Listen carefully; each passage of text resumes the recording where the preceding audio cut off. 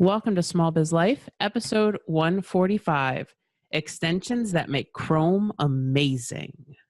Yes. I love Chrome extensions. I really do. I think that there's something. So let's kind of talk about what a Chrome extension is, because I think let's give this some context. So Chrome is a browser, right? This is Google's browser. I know a lot of people use Chrome's browser. And an extension is, think about like a plugin for WordPress. It's a plugin for the browser that helps tie in other things, other tools that make Chrome more useful. Mm-hmm. So they'll save you time. Sometimes they'll give you nifty information. They do lots of different things that will help make your life easier. In a way, I like the word extension better than it gets called like plugins, if you're a WordPress user. But to me, extensions make sense because they are extending the functionality of your browser. And part of it is just be a little careful if it's an unknown person who makes it, much like an app for your phone. You're giving them access to your browser. But the nice thing is a browser is much more sandboxed in than a phone app is to your phone. So when you make mistakes here, it's typically not as access opening to a person as if they have access to your phone. Okay, so we're going to jump into Chrome extensions today.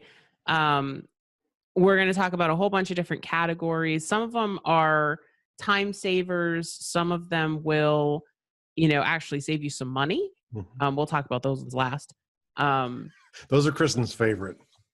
We've got some security stuff, some time-saving stuff. So let's jump right in. The first one that we have is a security extension. Well, one more thing I want to say before going. They're coming out from a small business perspective. You start getting into life, there's so many needs and wants and desires that there are tons of extensions that might work. But these are really as a small business owner, and you can get benefits outside of there for some of them. But really for a small business owner is the idea. And the first one in security, and people have heard me talk about this, especially I know Deborah in HQ has heard me preach a lot about this, is LastPass. A lot of times, when you work with people remotely, you are forced to give them access to some of your stuff. So if you're working with a designer, someone working on your website, it really it forces you to give out your, what people would typically do is give out the username and password, which is a really, really bad idea. I like LastPass because you can vault your stuff. It gives you easy access between your computer and your phone. It's not perfect on the phone. Definitely it's not perfect. Sometimes you might have to cut and paste from your manager into certain apps or certain sites. It's pretty good. Never had any issues on a desktop using the browser, but it plugs right into your plugs right into your browser. You can click on it. You can set up passwords through it. It'll store them as you go. It'll ask if you want to update, if you change one.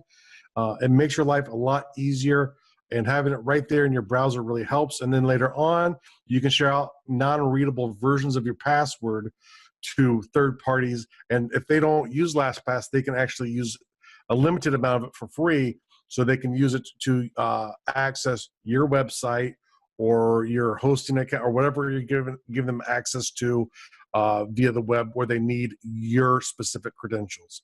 And unfortunately, there are times it has to happen. Website, I would say create a new user, but sometimes in some systems that's not always an option. So LastPass to me is a lifesaver for security purposes. Later on, when the work is done, all you have to do is stop sharing the access with them. And it's really easy to get through because it's just sitting right there. And because it's an extension of the Chrome browser, as you're naturally using the web and creating accounts, it's tracking what you have. And when you set up initially, if you save stuff into Chrome, it will actually pull that in, and then you can delete it all from your Chrome browser. So if someone gets to your computer, depending on how you have it set up, they would need to log into the password manager, which becomes the one password that you really have to remember. Yeah, and I think the reason that you want the extension is that the extension will prompt you to autofill passwords for you. Without the extension, then you have to go into LastPass, copy the username, copy the password for every website. The extension is what causes, there's like a little box that pops up in every username and password field. And when you click on that, it'll say, hey, we think this is the site that you want to log into. Otherwise, you can click on the extension in the top bar and it will say, related sites. And you can click on it from there. But it's nice because you don't have to actually like go into LastPass's website every time you want to access something. Yeah, you don't need to go in there really at all. And the thing I like too is it's the extension that also allows you to pull out the data you've put into Chrome already. So you can pre-populate all of the accounts, and you're going to find accounts that you forgot you had. And the other nice thing is too, is if you're always struggling to remember things you can actually use LastPass as a bookmarking, and you can literally launch it right from there's a search bar in the extension. You start typing in the name of the website. You don't have to remember that it's get stencil. You just know you just type stencil in, it comes up, you type it in. So as long as you have good names, you can remember what they are. You can find anything with a quick search. Yeah, no, that's a good one. And I love the LastPass service. It is awesome. Okay, so let's talk about some time savers. And these are different services that we use. You may not realize that there's actually an extension for them. So one of them is Trello. Yes. So Trello is something that we use for task and project management here. The cool thing with Trello is there's actually a free version. And you could use like any, whatever you want to use for project management. I know some people use Asana in HQ. Some people are using Trello. And I know Asana definitely has an extension of their own. Yeah. So any of these would have their own. But what can you do from the Trello extension? So the great thing is I can click on the Trello extension, and it will give me the list of all my boards. I can search for them, or I can go find the relevant board. And I can also, when I pick the board, I can say what section of that board do I want to put my card in, and I can create cards with attachments straight from the browser without having to go into Trello to do it. So especially like if I'm out browsing and I come up with an idea, or I go, I really need to add this to my to-do list so I don't forget it. I don't have to open up Trello. I can just use this to create new tasks for myself, which as small business owners, we're usually pretty good at creating new tasks for ourselves. Right. And the thing is, you don't want to get distracted by actually going into Trello because then you're going down all the other ones that you've made for yourself. Right. Another one that I love is Grammarly. Yes. So if you do not have a subscription to Grammarly and you do a lot of writing online, this is something that you want to have. So Grammarly is an amazing spell checker, grammar checker. It blows the one that's built into Microsoft out of the water because it can actually pick up contextual grammar errors. Which the Microsoft one tries to do, but has never been successful at doing. So if you use the wrong form of to, TO versus TOO versus TWO, or there, and there, it will pick that up. That's how good it is. If you're someone like me where you're an idea writer, a combination of Grammarly and Google Translate where you listen to it are really good, because my brain is in so many ideas ahead of where I'm writing oftentimes that my words get jumbled. So sometimes hearing someone else read it, because even my brain will go back and go, this is what I said. So if I just kind of read it silently to myself, I don't hear it. But those two combination things are awesome.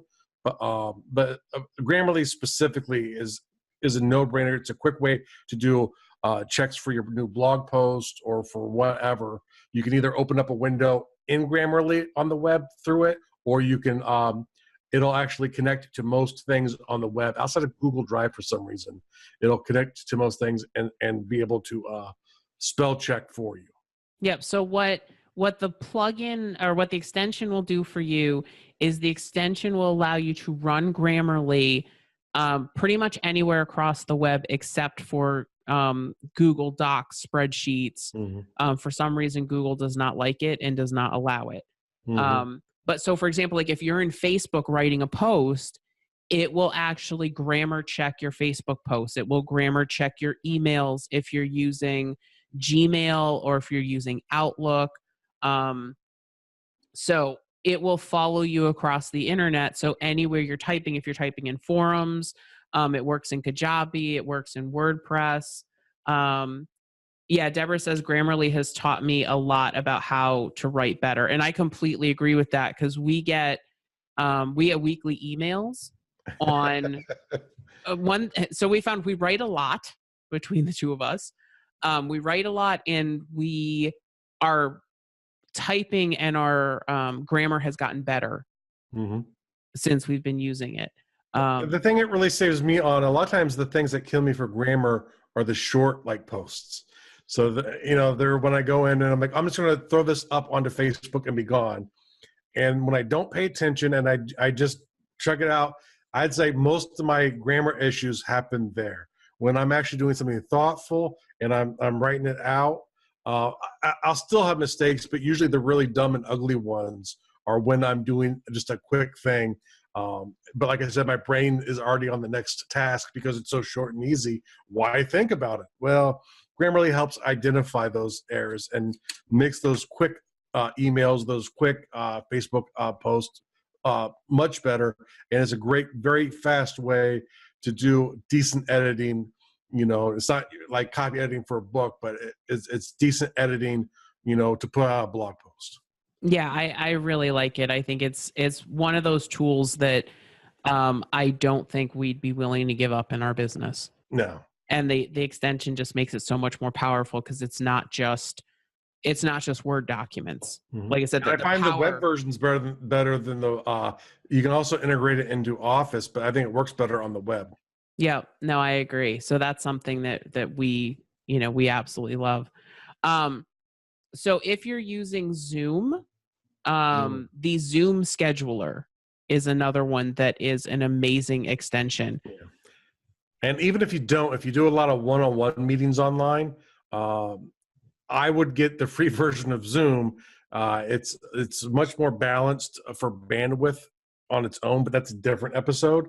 But the schedule will embed directly into, there's a box you can click on, like all of your extensions in Chrome, or it actually, even because it's there, it will then integrate into your Google Calendar. So when you're in there, you just say schedule this with Zoom. It'll create all of the links and some basic text for you to put together in the event. And then later on, you now have an event that you go to, you share it with the person who's in the meeting with you. As long as it's one-on-one, you can do it for free through Zoom. Yeah. So basically when you add the Zoom scheduler, what this does is it allows you to add a Zoom meeting to a Google Calendar event. So I use Google Calendar to do all my scheduling with my clients. And when I'm doing consulting online, most of the time we meet through Zoom. So the free version of Zoom, I think you can do 45-minute meetings. Is that what it is? I don't know if there's a length. I know it's a person limit, I think, of one-on-one. Okay. So, but what you can do is you can click add Zoom meeting, and then I put the person's email address as an attendee, and it sends them the link. Right. So now the link is in my calendar. So that way I don't have to hunt down. It's not in an email somewhere. I have the link in my calendar. I shoot off the link to them in their calendar. Even if they don't use Google Calendar, they'll still get an email that'll have the link in it. And so it's a really good way. Then the cool thing is that there's actually when I log into Zoom, there is a Zoom meeting little pane that pops up, and I can see all my meetings for the day because that's only with Pro though. That's not. Oh, that is with Pro. Yeah, so I think that's a downloadable for if you have Zoom Pro. Okay, and Zoom Pro I think is, what is it, like $129 a year? I think if you just want one-on-one meetings, I think it's something like that. Well, if you don't want the conference call ability, you can do more than one-on-one meetings with that. Right. But it's about $10 a month. It's way more expensive if you want to be able to go onto Facebook or hold webinars. Yeah. But that is one extension that it makes my life so much easier. It saves me a ton of time. Because I'm on Zoom. It is amazing how much I'm on Zoom now that we own it. Okay, so let's talk about web research. So these are things that are going to help you learn more about your website and other people's websites. As you are doing, one of the things that we encourage, we did a whole month on this on HQ, is kind of doing some opposition research. Mm-hmm. So you kind of figure out what your competition is doing, how are they doing it, where are they on social. We did a whole month on it in HQ. And it's also a great way to get quick metrics on your own website when you're there and just go, gee, I wonder how I'm doing, and some of these will only work, I believe, if people are in the top 1 million websites. And so if you think your website's doing really good and you don't show up, you might still be doing pretty good, but there's a lot of websites getting in the top 1 million, does take effort, and more so than just creating posts. No, and I know, so Accounting and Focus is in the top, I think it's like in the top 150,000 websites in the world. And I think that we have like 1.6 million visitors a year. Yeah. So that kind of gives you some kind of perspective on, we thought that was a lot of traffic, but if you think about like the Googles and the Drudge Reports and, Facebook, they get tons and tons of traffic. So, okay. So the first one that we like is what runs. And this one is really cool and scary at the same time. Well, it's not, because you tell people what you're using when they connect to your server. And so essentially what it does, and it depends a lot on what website you're on and how obvious the stuff is. Like right now, if I click on it while I'm in Facebook looking at the messages, I can see they use Google Cloud Prettify. I have no idea what that even is. And it is the Helvetica font. And they also use Arial Sans serif as well on the live pages. So you got a lot more, especially on WordPress sites. A lot of times you can see if they're WordPress or if they're a Square soft site, or, a lot of times you can get a little bit more. A lot of times if they are premium themes, you can even figure out what theme they're using. I would assume that is more likely if they are a framework theme rather than just a paid theme. So typically what I find is that if it's Thrive Themes, it'll tell you that. If it's Genesis, DV, so like a lot of times if it's a Genesis and there's a child theme, that's one of the big ones, it will tell you what the child theme is. It will tell you some of the plugins that the site is using. It gives you fonts. So if you like the main font on the website, it'll actually tell you what that is. It's a really cool way to do research. Because I think we've all experienced that, right? Where you go to a website and you're like, this website is gorgeous. I wish I could do something like this, and it would give you at least a place to start. Even if you don't know how to do the design work yourself, it gives you some words to use when you're talking to a designer of, oh, there's this theme I saw. Here's the website. They're using this kind of theme. Can we work something like that into my site? Yeah, absolutely. It's a really cool way to see what people are running on their sites. Okay, so the next one is the Facebook Pixel Helper. Yeah. And once again, if you've just set a Facebook pixel on your site and you want to make sure it works, it will essentially, all it really does is it will lighten up, it'll change color if there's a pixel on the site, and you can go in and you can see what the pixel ID is, and you can view analytics on it, which I don't know how good they are, but it's very useful. Like I said, if you're doing opposition research, you're trying to figure out how relevant are they? And if you're wondering if they're using Facebook ads or not, if you see the Facebook pixel, the next time you go into Facebook, maybe you start getting some ads from them. You know that they're currently running advertising that's retargeting off of their pixel. It's one of the ways that people can track you around the web. So remember that a Facebook pixel this is the way that Facebook tracks you Mm. so that you can be retargeted with ads. So people put this code on their websites, and then it allows them. So you know how, like, if you feel like you're getting followed around the internet because you go search for something and then you end up getting an ad for it later, that's a lot of times that's Facebook retargeting. Mm-hmm. And so that piece of code lets Facebook know that they need to, that they can retarget you. This extension will allow you to know if there is a pixel on the site. If you're Mm-hmm. testing your own sites, like Jeff said, it will tell you if your pixel's working, right? So Mm-hmm. is it firing correctly? And then, like I said, I really like it, so that I can kind of see, like, okay, when I'm doing opposition research, it allows me to say, okay, this site has a pixel where the last site I looked at didn't have a pixel. So I should expect to see ads from Mm-hmm. this site. So therefore, I'm going to be looking for that, especially if I'm doing opposition research. I can know that who I should be looking for ads from. Yeah. Okay, so let's see. So what is the next one? The next one is sort of a companion one, similar web and similar sites. Similar sites that a lot of people use just to find out what's out there that's similar. And both of these, I think you need a page ranking of 1 million or higher for it to work. The higher the ranking is, the more information that they're going to have. Similar sites is kind of, when you're on a site, you just kind of click on it. And what it will do is it will suggest similar sites, just like it says. So it'll list a bunch of similar sites. It'll sort of give what the global rank is for the page, and it'll give some stats for it as well too. And it will try and it'll try and tell you what the key topics are of the site.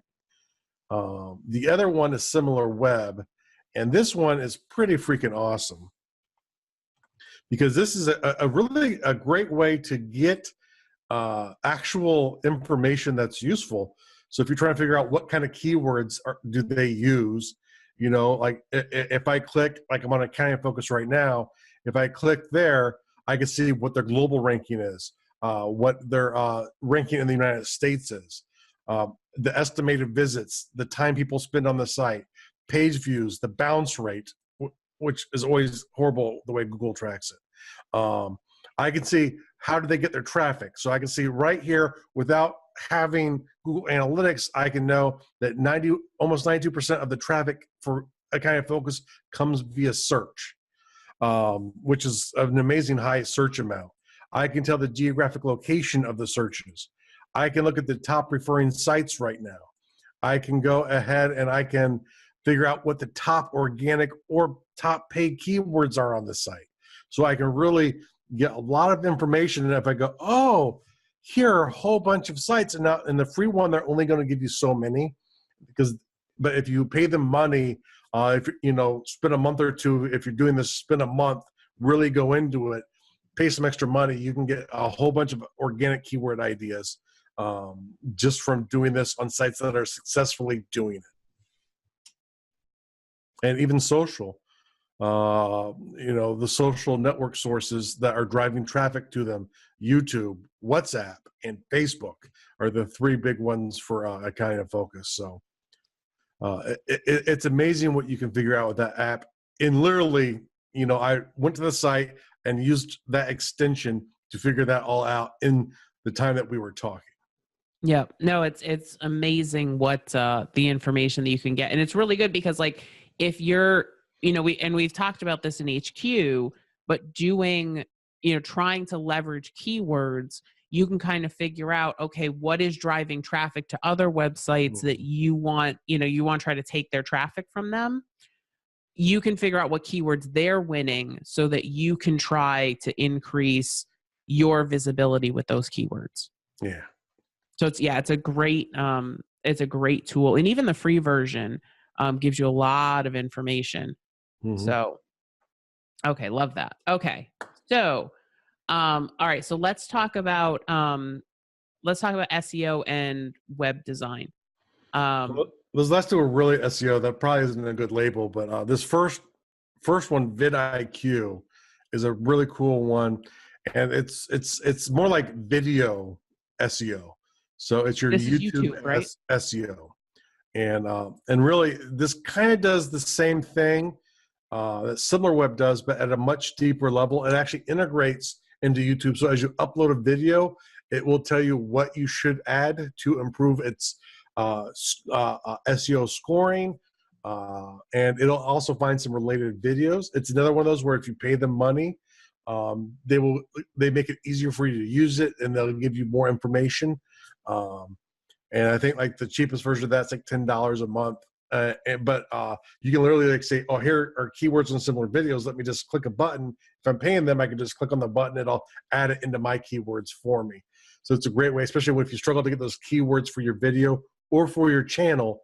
It's a great way to go in. And the neat thing is, if you're on other channels, you can't change them, but you can see like this video is doing really good. You can go into that and see what are the tags that they're using, and get some of the SEO information from that page given to you. And it will tell you what is trending. Mm-hmm. So is this video trending up or down? Like, where is it in relation, for the keyword? Is this the top video, or where does it rank? Mm-hmm. It gives you just a ton of information. So if YouTube is part of your strategy, then you want to look into vidIQ, and it's like VIDIQ. If you go to the show notes, which the show notes will be up Monday. Yep, will be up on Monday. We've got links to a lot of these, especially the specific ones that we're talking about. Okay, so the next one is the color pick eyedropper. I love this one. Have you ever like gone to a site and you're like, wow, I love the colors, or I'm making a social media graphic and I want the green to be this green from the picture. How do I do that? Yeah. You do that with this dropper. Yeah, essentially what you do is you click on the dropper, and you can go click on any color on your website, and it will tell you what the code value needs to be, that you can just copy and paste the hex code into Canva or into Get Stencil or Photoshop, and it will make it that color. One little word of warning: if you're doing a photograph, there are tiny deviations all over, so you might not, it's sometimes kind of hard to grab it. So there's actually a little magnifier that it has to help you get a little bit closer. So you have to kind of watch, because it literally takes one pixel and takes the color information from that pixel and translates it out to you. So it's a very cool way, especially if you're graphically, you have some ability, but you don't necessarily are good at choosing colors. You see a color you like, you can figure out what it is, and have the ability to translate that back to use it for your social media or for anything.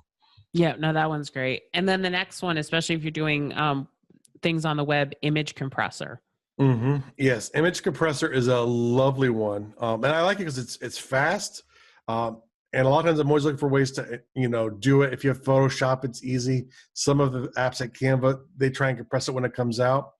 But especially like if you have these graphics that are too large, it's like you just click on the box in your browser, up in your extensions area. It'll open it up. You drag your image, and then it'll output it. And I've even taken like compressed images from Photoshop, and I'm not the most Photoshop adapt person, so that's probably part of the problem. And it will compress out half of it. Then it's like an image on the web. You just right click it and save it back to your computer, and you now have a compressed version of the same image. It's very fast. It's one of the best compressors I've seen anywhere. There are ways you can do it if you have WordPress through WordPress. But once again, especially if you're not necessarily putting it into WordPress, you don't need to go there to do it. This is really easy. It's a drag and drop, and then right click and save to do it. And the reason that you want to compress your images is because the smaller they are, size-wise, the faster they're going to load. So that's going to increase your page speed. It's going to help your mobile page speed. It's going to use up data. Yep. And sometimes when you upload them into other areas, they might have limitations that your image doesn't meet. And one of those is typically the file size. And so if it's strictly file size, all you have to do is just go in here. It will probably fix it so you can use that image on a different social media site or as an avatar somewhere or something like that. Yeah, and typically, I mean, by default, when you take pictures with your phone, it's going to generate a fairly large image Mm-hmm. size. And so this is a great way to make your pictures more mobile friendly and more web friendly. Okay, so real quick, the next category we're going to kind of talk about as a group. But Because there's 10 million plugins here. exactly. These are your clippers, savers, and publishers. Yeah. So these are things that will clip things off the web to save for later, or will either help you publish or schedule the social media. Almost definitely. And, and the thing is, like, for clippers and savers, think of, I wish when I was out somewhere, I'm always going back and forth into Evernote or Dropbox or Google Drive and saving stuff I'm finding on the web. If you're doing that, there are so many plugins that will help you do this. Clip it into Evernote, put it into OneNote. Most of those types of apps have Chrome extensions that will help you get stuff in that app faster. So you just save time. So those are some of my favorite apps right there, because they're just those little quick time savers that if you do a lot, you really want to take advantage of these apps. Yeah. Yeah. And like I said, I mean, there's pretty much, anything that you use, you're going to find a clipper for. So if you're clipping to Evernote, if you're clipping to Google Drive, if you want to repin things, I know there's one for Pinterest. I'm looking to see if there's one for Facebook. I'm sure there is. There's probably a quick tweet. If you find something on the web, you want to tweet it. Just look for Twitter sharing, Facebook sharing. When you go into the extensions in Chrome, and you can find those things. And another neat one, and this is the reason I really like Buffer.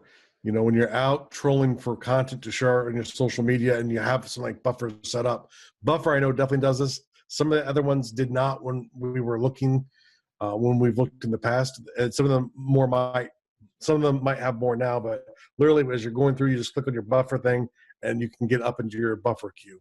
So it's a great thing to do if you're using something like Buffer a lot. Yeah. So, and do a lot of searches. We're not recommending anything specifically because there's so many out there. And if you're using Dropbox instead of Google Drive, don't switch to use the Google Drive one. Get the Dropbox extension. Yep, exactly. Okay. And then because I started my blogging career in money and shopping, I wanted to give you two that will help you save money for your business when you're shopping online, and for you personally as well. The first one is Ebates. So Ebates, basically the way Ebates works is when you go to Ebates first and then click on a store from Ebates, you basically earn cash back, and they send you a check once a quarter. They actually send you a check. So looking at my account, I have earned $522 on Ebates. Okay. And this is something that when I'm shopping online, the extension, what happens is if I go to a website and I have the Ebates extension in my browser, it will alert me that there's cash back on this website. And all I have to do is click a button and I start earning cash back. Some sites, like I'll tell you, like Walmart right now is up to 10% back if you shop at Walmart. So there's deals all the time. But it will tell you it'll search for coupons for you. But this is a really cool way to earn cash back for shopping that you're going to do anyways.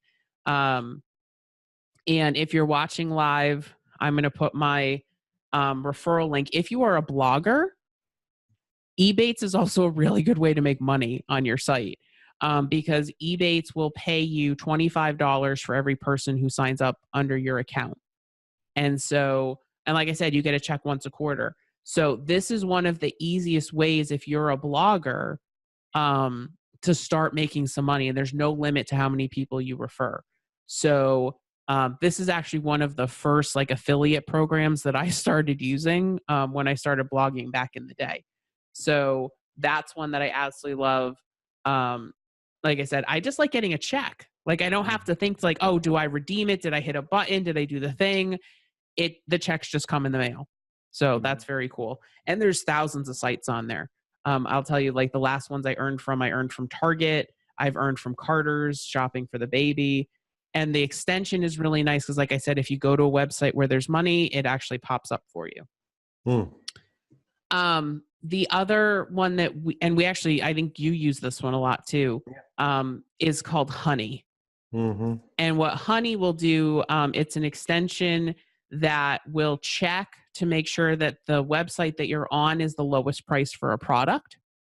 That's what it does on Amazon. Okay. So let me take a second to explain this one. If you're on Amazon, it will check to see if the website is the lowest. I'm not so sure, like if you're on, what it will do is if you're on like a site that has a coupon code thing, it will search all known coupons that has worked in it, and it will process them all until it finds one that works or does not, and then it will actually fill it in for you, or give you the option to use that or not. I don't know, like if you're like on GoDaddy trying to register a domain, I don't think it goes to other domain sites to look for better prices. No, but it does do that on Amazon. It does that on Amazon. I think it also does it on Walmart and Target. So it does it on the big sites. But it's amazing because I think a lot of times we automatically go to Amazon to go shopping. And the thing that I found, I was looking for like baby food jars the other day, and they were 3 times more expensive on Amazon than they were at Target or Walmart. And so, yeah, it was a huge price difference.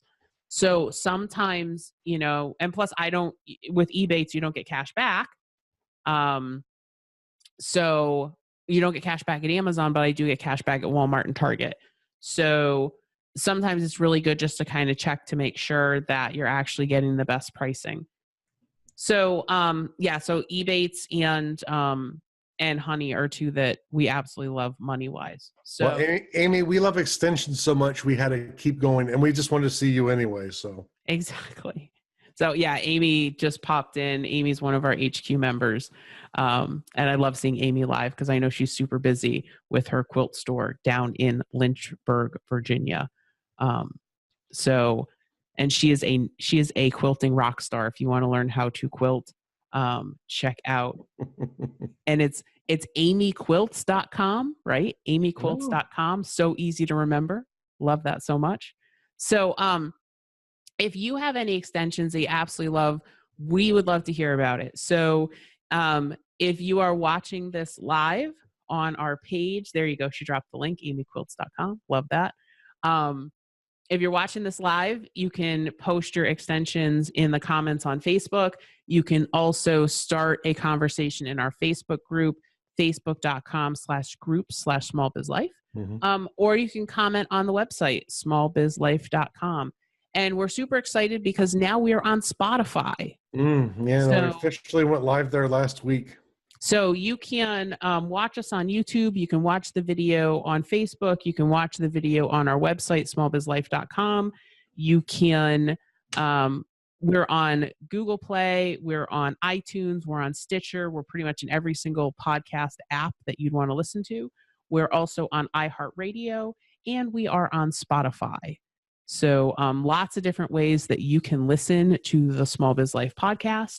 And we hope that that you found this episode interesting because Amy's excited about Spotify. Yeah, Spotify is a good one. We're super excited about that. We hope that you found this helpful, and we will see you next week.